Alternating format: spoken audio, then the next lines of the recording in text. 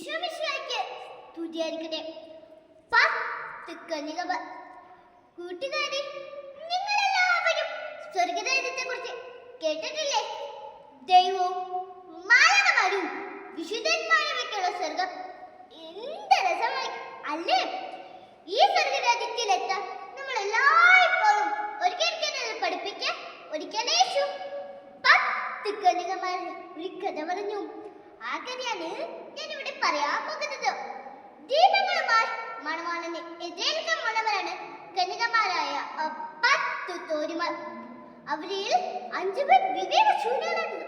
കാരണം എന്തെന്നോ, ഈ വെൽക്കൽ കഥയ്ക്ക് എണ്ണ വേണ്ടേ, അവർ എണ്ണ എടുക്കാൻ മറന്നുപോയി. ബാക്കി 5 പേരാകട്ടെ ബുദ്ധിമതികളായിരുന്നു. അവർ വിളക്കുകളോടൊപ്പം എണ്ണ പാത്രവും കരുതിയിരുന്നു.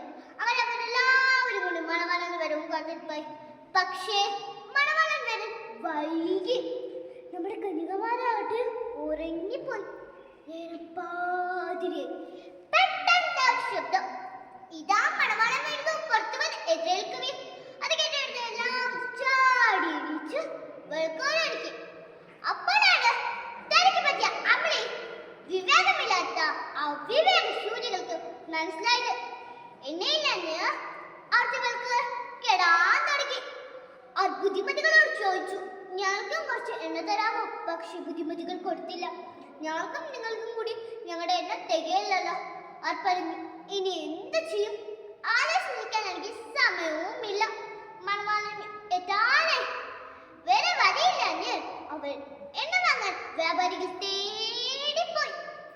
അപ്പോഴാണ് അവർ അത്രയും നേരം കാത്തിരുന്ന മണവാളനെ എത്തിച്ചിരിക്കുന്നത്.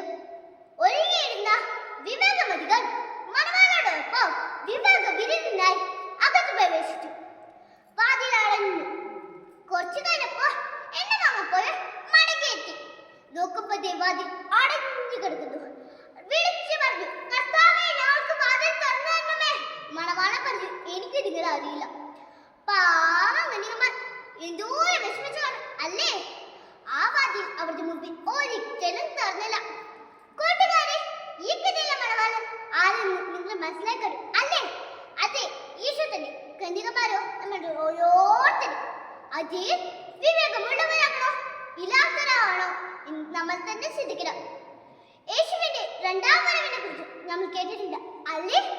ആ ദിവസമോ ആ മണിക്കൂറോ നമുക്കാർക്കും അറിയില്ല.